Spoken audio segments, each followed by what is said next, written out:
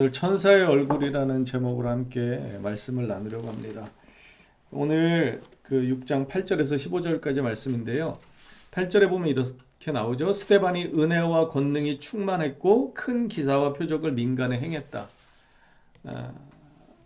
그리고 3절과 5절 우리 지난주에 말씀을 나눈 것처럼 이 스데반은 가장 먼저 그 7 집사의 한 사람으로 이름이 등장합니다. 그런데 이 스데반의 그 특징이 3절에서는 어떻게 기록되어 있었냐면 성령과 지혜가 충만하고 칭찬을 받는 사람이라고 그랬고 5절에 보면 믿음과 성령이 충만한 사람이다 이렇게 표현됐습니다. 그래서 이 성령과 지혜가 충만했던 그리고 믿음과 성령이 충만했던 이 스데반 집사가 은혜와 권능이 충만했다는 것도 이렇게 같은 맥락에서 이해될 수 있는 것이죠. 그러니까 믿음과 성령이 충만하고 지혜가 충만한 사람들은 은혜 또한 넘치는 것이죠. 은혜에 대해서 제가 마지막 부분에 좀 설명을 할까 하지만 은혜는 하나님과 깊은 관련이 있습니다. 그래서 바울이 보내는 서신서에 보면 은혜가 있을지어다 이렇게 축복을 하면서 언제나 주 예수 그리스도로부터 하나님으로부터 너희에게 은혜와 평강이 있기를 원한다라고 이렇게 서신서 서두에 많이 밝히고 있는데 스데반이 은혜와 권능이 충만했다고 할 때 이것은 다 하나님께로부터 비롯된 것이죠. 그러니까 이 스데반의 모습은 전적으로 하나님과의 깊은 관계성 안에서 이러한 모습들이 드러나고 있는 것입니다. 믿음과 지혜와 성령도 마찬가지듯이 지금 은혜와 권능도 마찬가지죠. 우리가 잘 아는 것처럼 사도행전 1장 8절에 보면 주님께서 승천하시기 바로 직전에 이 마지막 말씀을 하셨는데 우리 사도행전 1장 8절 읽어볼까요? 시작. 오직 성령이 너희에게 임하시면 너희가 권능을 받고 예루살렘과 온 유대와 사마리아와 땅끝까지 이르러 내 증인이 되리라 하시니라. 여기 다시 본문 8절로 돌아가 보면 스데반이 은혜와 권능이 충만했다고 그러는데 이 권능이 결국은 성령이 충만한 가운데 하나님께로부터 받은 것이죠. 다이나마이트의 어원이 되는 이 두나미스, 권능을 누구께로부터 받았냐면 바로 하나님께로부터 받은 것임을 본문은 우리에게 설명해 주고 있습니다. 그래서 그 주님과 깊은 관계성 안에서 은혜를 누리고 그 권능을 받았던 그 스데반 집사가 그 하나님의 은혜와 권능으로 민간에게 표적을 복음의 능력을 드러내기 시작한 것이죠.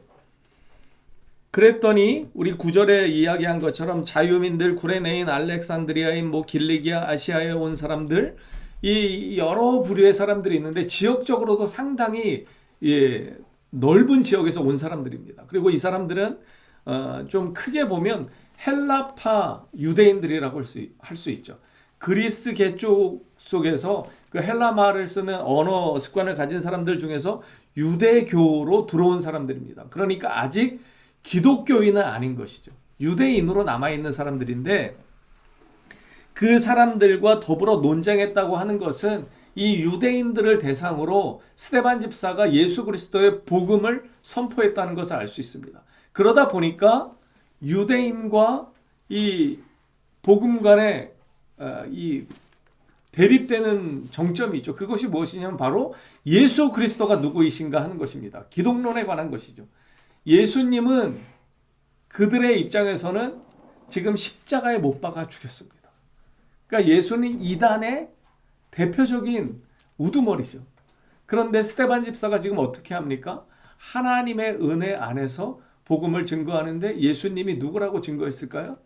우리의 참 하나님이시고 아들이시다. 우리의 구원자가 되시는 생명의 근원이시다라고 아마 그렇게 복음을 증거했을 것입니다. 그래서 예수님의 죽으심과 부활은 바로 우리 죄인들을 향한 하나님의 은혜고 사랑이고 구속사였다고 하는 것을 아마 설명했을 것입니다. 그렇기 때문에 예수님을 구주로 받아들이지 않는 이 유대인들 입장에서 헬라파 유대인들 입장에서는 이 스데반의 말은 대단히 하나님의 신성을 모독하는 것이 되는 것이고 율법을 방해하는 것이 되는 것입니다.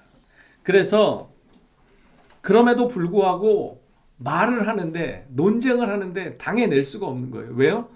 하나님의 은혜를 힘입고 권능을 힘입은 이 스데반의 이 논리를 이 성경의 그 성경을 이렇게 독해하는 능력을 당해낼 수가 없는 것입니다. 그래서 10절에 보면 뭐라고 이야기합니까? 스데반이 지혜와 성령으로 말함을 그들이 능히 당하지 못했다 이렇게 표현합니다. 그래서 이 사람들이 어떻게 하냐면요, 11절에 보면 사람들을 매수합니다. 그러니까 여기서부터 뭔가 인간적인 악한 꾀가 이렇게 들어오죠. 그래서 사람들을 매수해서 이렇게 이야기하게 합니다. 이 사람이 모세와 하나님을 모독하는 말을 하는 것을 우리가 들었노라 하게 하고 거짓 증언을 하게 하는 것이죠. 예수님도 스데반도 하나님을 모독하는 일을 했던 적이 없습니다. 하나님을 모독하는 것이 아니라 하나님의 진짜 신성과 사랑이 누구에게로부터 모아지는 것입니까? 결론 지어지는 것입니까? 바로 예수 그리스도로 집중되는 것이고 결론 지어지는 것이죠. 그럼에도 불구하고 이들은 거짓 증언을 하고 있습니다. 그래서 12절에 보면 백성과 장로와 서기관들을 충동시켜 와가지고 공회에 이르게 합니다. 그러니까 다시 잡아들이는 것이죠.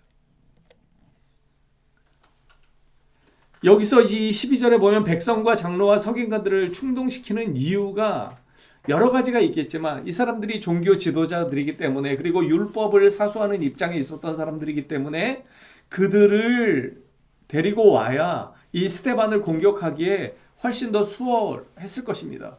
그것 말고도 제가 이렇게 기록해 놓은 것처럼 또 하나의 큰 이유가 있는데 그게 뭐냐면 여러분 생각해 보십시오. 여기저기 흩어져 있는 유대인들이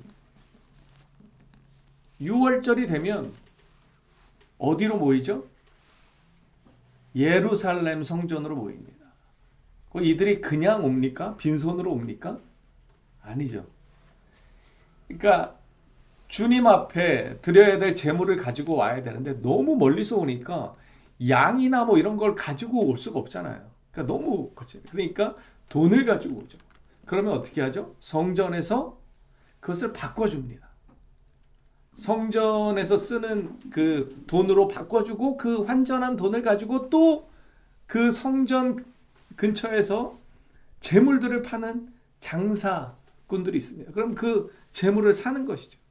그리고 그곳에서 제사를 드리고 거기서 몇 날 며칠을 먹고 기거하면서 이 예루살렘에 얼마나 많은 그 돈들이 모여들겠습니까? 그렇기 때문에 예루살렘에 거주하는 거주민들 입장에서는 이 성전을 모독하는, 성전이 잘못됐다고 이야기하는 것 자체가 그들의 어떤 생존권을 대단히 위협하는 것입니다. 말하자면 이런 것이죠. 어떤 목사가 교회에 이제 건물이 필요 없습니다. 예배 모여서 드리지 않아도 됩니다. 우리 몇 년 전에 그런 일들이 좀 있었습니다. 이제 그 코로나가 이렇게 심해지면서 온라인 예배가 활성화되니까 어떤 목사님들 중에 이제 온라인 예배로 드리면 됩니다. 오프라인 예배 의미 없습니다. 이제 전 우주적 이 교회의 모습을 회복할 때입니다. 그러면서 그냥 온라인으로 예배 드리면 된다는 거예요. 이것은 본질적으로 잘못된 이야기입니다. 왜냐하면 성도들의 교제가 없는 이 모임을 하나님이 원하시지 않습니다. 예배는 하나님 앞에 올려드리는 예배이기도 하지만 성도들의 반드시 교제가 있어야 합니다. 그래서 예루살렘 성전은 그 도시 사람들에게 있어서는 가장 중요한 수입원이었기 때문에 이렇게 그 예루살렘에 거주했던 백성과 장로와 서기관들을 충동시키는 이유가 여기 있습니다. 생존권을 위협받을 때 이들은 화가 날 수밖에 없는 것이죠. 그래서 그들은 스데반을 소환합니다. 그리고 나서 13절에 보시면 이제 본격적으로 이런 이야기가 나오죠. 거짓 증인들을 세우니 이 사람이 이 거룩한 곳과 율법을 거슬러 말하기를 마지 아니하는도다. 이 성전이 잘못됐다고 막 이야기하는 것이죠. 그런데 스데반이 이야기하는 건 이 성전 건물에 대한 이야기였을까요? 그렇지 않습니다. 이 성전에서 드리는 모든 제사와 성전이 너무나 이 관습화되었고 형식화되었고 그래서 이러한 모습이 잘못되었다라고 폐쇄주의적인 이 율법주의가 잘못되었다라고 스데반은 이야기했던 것입니다. 그래서 우리의 마음을 회복해서 하나님 앞에 신령과 진정으로 드리는 이 예배를 드려야 한다고 그렇게 아마 설파했을 것입니다. 자, 그래서 그들이 이렇게 마태복음 26장 61절에도 보면 이것이 어떤 내용이냐면 예수님을 재판에 붙일 때 그들이 사용했던 죄목입니다. 이 사람의 말이 내가 하나님의 성전을 헐고 사흘에 지을 수 있다 하더라. 이 이야기를 가지고 예수님을 십자가에 못 박는데 결국은 사용했던 것입니다. 예수님은 분명히 말씀하셨습니다. 요한복음 2장 19절의 말씀 한번 읽어볼까요? 시작. 예수께서 대답하여 이르시되 너희가 이 성전을 헐라 내가 사흘 동안에 일으키리라. 요한복음 2장에 보면은요, 예수님이 성전에 가십니다. 성전에 가셨는데 어떠한 일이 생겨요? 제가 조금 전에 설명했던 그 장사치들이 거기서 장사를 하는 거예요. 환전하면서 돈 떼먹고 그 멀리서 하나님 앞에 예배드리러 온 그 사람들의 그런 것들을 이용해 가지고 동물들을 팔면서 이득을 챙기고, 그래서 하나님의 성전이 하나님의 영광을 드러내는 그런 장소가 아니라 자기들의 사리사욕을 채우는 그런 도둑의 소굴이 되었다. 그러면서 예수님이 그냥 화가 나셔가지고 그 막 성전을 엎으시잖아요. 상을 뒤엎으시면서 막 하시면서 그때 하셨던 말씀이 바로 이 말씀이거든요. 너희가 이 성전을 헐라 내가 사흘 동안에 일으키리라. 이게 무슨 말씀입니까? 이 모든 잘못된 것을 끌어내고 예수님이 죄인들을 대신하셔서 십자가에 죽으시고 다시 살아나심을 통해서 이 죄인들을 새롭게 하시겠다고 하는 의미입니다. 그 예수님이 진짜 성전이 되시는 분이시라는 것을 이제 말씀하시는 것이죠.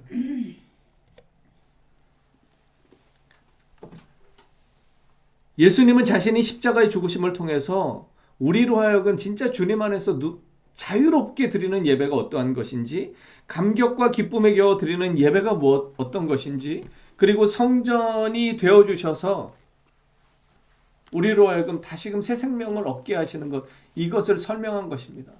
건물이 가져다 주는 것은 의미가 없죠. 그리고 구약에서 모든 율법과 성전은 누구를 예표하는 것이었습니까? 결국은 예수 그리스도를 향해 있는 것입니다. 그래서 예수님이 말씀하시는 것이죠. 내가 곧 성전이다. 나에게로 오라, 이렇게 말씀하시는 것입니다. 그런데 그들은 이해할 수 없었고 받아들이지도 못했습니다. 자, 에베소서 2장 21절에 보면 그의 안에서 건물마다 서로 연결하여 주 안에서 성전이 되어가고 너희도 성령 안에서 하나님이 거하실 처소가 되기 위하여 그리스도 예수 안에서 함께 지어져 가느니라. 이 에베소서에 보면 너희가 전에는 외인이었고 약속 밖의 사람이었고 죄인이었지만 이제는 그리스도 안에서 새로운 사람이 되었다, 이렇게 막 선포합니다. 성전이 되어간다는 것도 마찬가지죠. 예수님이 성전이 되어 주셨기 때문에 우리도 예수님을 따라 성전으로 지어져 가는 것입니다.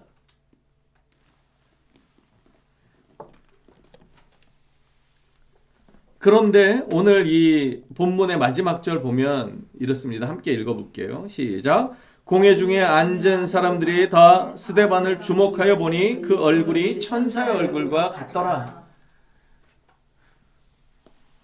신성 모독의 죄는 죽음을 면할 길이 없습니다. 스데반이 이 신성 모독의 죄로 이 산헤드린 공회에 끌려왔습니다. 그렇다면 이제 자신도 죽음을 피할 길이 없다는 것을 아마 직감했을 것입니다. 왜냐하면 스데반이 지금 무엇을 이야기했죠? 복음을 이야기했습니다. 복음의 참 주인이신 예수님도 어떻게 되셨습니까? 십자가에 못 박히셨습니다. 그렇다면 스데반은 말할 것도 없는 것이죠. 그럼에도 불구하고 이러한 절체절명의 위기 속에서 스데반의 얼굴을 보니까 어떻다는 거예요? 천사의 얼굴 같다는 거예요. 여러분, 천사 보셨습니까? 저는 본 적이 없습니다. 그런데 천사하면 어떤 얼굴일까? 도대체 이 본문에서 이야기하는 천사의 얼굴과 같다는 이 표현은 어떤 것일까? 좀 생각해 보았습니다. 제가 아까 은혜와 권능이 충만했던 이 스데반이 어떤 관계성 안에서 그것을 누렸다고 그랬죠? 하나님과의 깊은 관계성 안에서 은혜도 누리는 것이고 성령도 충만해지는 것이고 믿음도 그렇게 되는 것이고 지혜도 마찬가지입니다.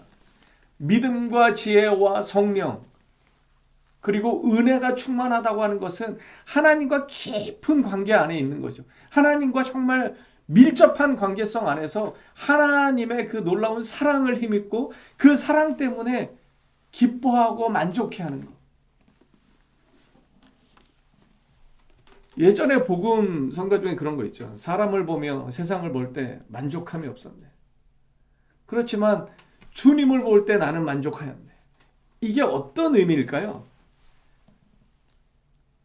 주님을 가까이 할 때 우리 인간은 그때서야 만족을 할 수 있습니다. 세상의 것들로는 우리는 만족할 수가 없습니다. 왜냐하면 우리는 영적인 존재이기 때문에 하나님의 자녀가 하나님이 지으신 하나님의 자녀이기 때문에 본질적으로 우리는 주님과 가까이 할 때 만족을 누리고 기쁨을 누리고 감격할 수 있는 것입니다. 부족함이 없는 것을 그때서야 누리는 것이죠. 제가 생각할 때 천사의 얼굴이라고 하는 것, 그리고 천사는요 말 그대로 사자라는 의미가 있습니다. 하나님의 사자죠. 하나님이 보내신 자입니다. 그렇다면 하나님과 깊은 관계 안에 있는 것이죠. 그래서 천사는 아마도 하나님과 이 깊은 교제 안에서 감사와 기쁨과 평강이 넘치는 그러한 모습을 성경에서 표현하고 있지 않은가 그런 생각을 해보았습니다. 요한복음 14장에서도 이렇게 주님은 말씀하십니다. 평안을 너희에게 끼쳐노니 곧 나의 평안을 너희에게 주노라. 내가 너희에게 주는 것은 세상이 주는 것 같지 아니하니라. 너희는 마음에 근심도 말고 두려워하지도 말라. 마치 스데반은 이 말씀을 마음에 깊이 새기고 있는 것 같습니다. 지금 죽음의 위협 앞에 있음에도 불구하고 그리고 억울한 누명을 쓰고 자기도 예수님의 길을 따라 죽을 것 같음을 직감하고도 그는 상대에 대해서 막 진노하는 모습도 없습니다. 그리고 나중에 우리가 보게 되겠지만 이 스데반은 죽는 그 순간 예수님과 같은 기도를 주님 앞에 올려드립니다. 저들을 용서해달라고. 저들이 알지 못한다. 예수님과 거의 동일한 이 기도의 제목을 주님 앞에 고백합니다. 그만큼 그가 얼마나 하나님의 뜻을 잘 분별했는지 우리는 알 수 있습니다. 지난번에 그 믿음과 성령이 충만하다고 하는 것은 결국은 어떤 것이냐면요. 뜻을 분별하는 것이라고 제가 말씀드렸습니다. 하나님의 뜻을 분별할 뿐만 아니라 그리고 하나님의 뜻에 내 뜻을 굴복시킬 줄 아는 것, 그것이 믿음과 성령과 지혜가 충만한 사람이라고 말씀드렸습니다. 스데반도 마찬가지죠. 믿음과 성령과 지혜가 충만하고 은혜가 충만했기 때문에 이 절체절명의 위기 속에서도 두려워하지 않습니다. 근심하지도 않습니다.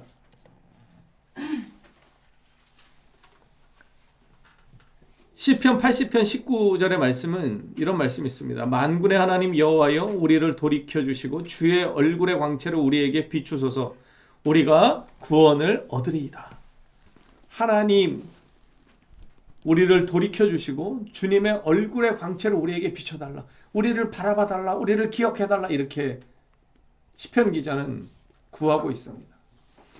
여러분 출애굽기 34장인가에 보면 모세가 하나님의 부르심에 다시 이제 반응해서 십계명을 다시 받기로 하고 올라가죠. 그리고 십계명을 받고 내려오는데 어땠습니까? 모세의 얼굴에서 광채가 나기 시작합니다.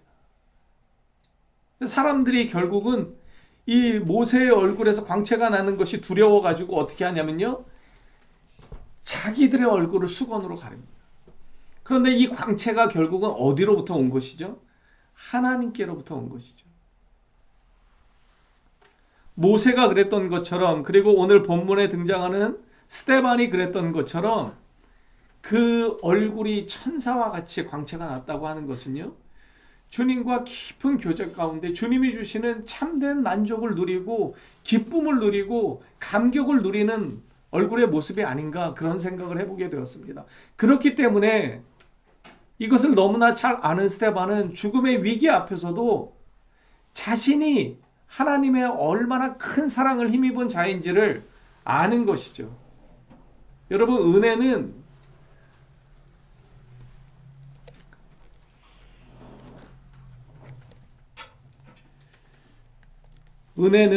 하나님이 주시는 것입니다. 어떤 성경학자의 말에 의하면 이 은혜를 어떻게 설명하냐면 이렇게 설명합니다.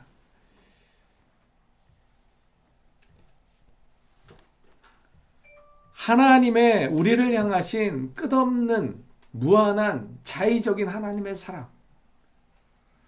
그러니까 제가 봤을 때 스데반은 이 하나님의 자기를 향하신 그 무한한 그 하나님의 사랑을 깊이 깨닫고 있는 것이죠. 그래서 그 안에서 만족하기 때문에 지금 죽을 수 있지만 자기에게 영원한 생명을 주신 그 주님 때문에 기뻐하는 것입니다. 만족하는 것입니다. 이게 진짜 믿음의 힘이고 능력이죠.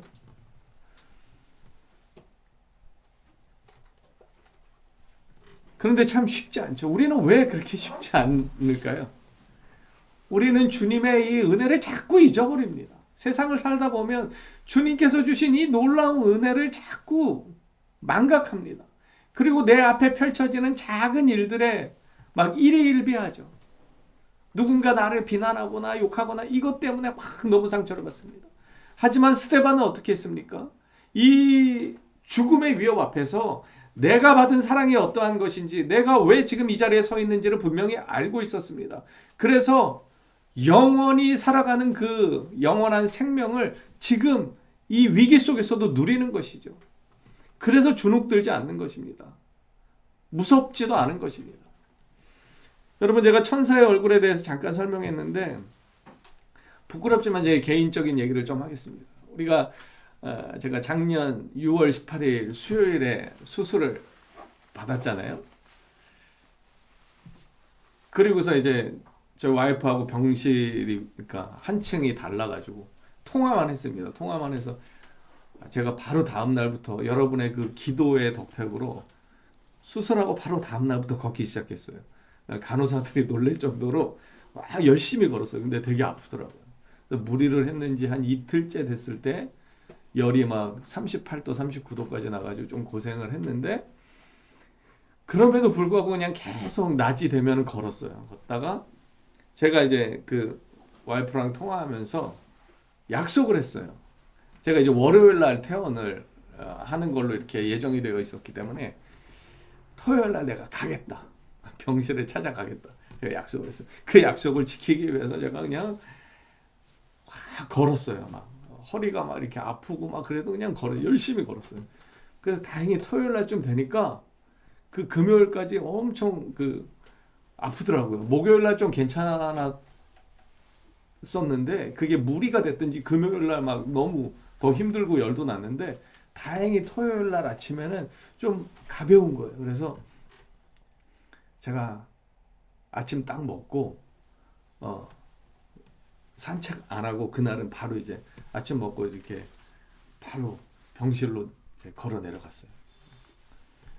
한층 미치고 저쪽 끝이라 좀 걸었어요. 근데 그 걸을 때 제 기분이 어떻겠어요? 얼마나 이 감개무량하고 우리가 다 끝내고 이제 정말 참 감사하다 그런 마음으로 이렇게 병실에 딱 들어섰어요. 근데 저희 그 와이프가 병실에 누워 있어요. 저는 그렇게 한 3일째 됐을 때 그 정도로 많이 회복하고 많이 걷고 허리를 이렇게 펴고 걸었거든요. 근데 저희 와이프가 그때 완전히 중환자처럼 일어나지도 못하고 있더라고요. 그런데 제가 뭘 말씀드리고 싶은 거냐면 그때 그 얼굴을 봤어요. 그 얼굴을 봤는데 저는 지금까지 그런 얼굴 한 번도 본 적이 없습니다. 너무 천진난만하게 정말 기쁨과 감사와 감격이 가득 차가지고요. 저한테 뭐라 그랬냐면 그냥 양해하고 들으십시오. 우리 오빠다. 그냥 저보고 자기 왔어 이게 아니고요. 그냥 정말 어린 아이가 마치 정말 자기가 그토록 바라고 바랐던 어떤 그 엄마를 만난 것처럼 정말 누워서 일어나지도 못하면서 그 표정이 너무 기쁜 거예요. 즐거움이 가득 차 넘치고 감격스러워하면서 저를 보면서 그러더라고요. 우리 오빠다. 근데 제가 그 모습이 잊혀지지가 않아요. 제가 오늘 이 말씀을 왜 드리냐면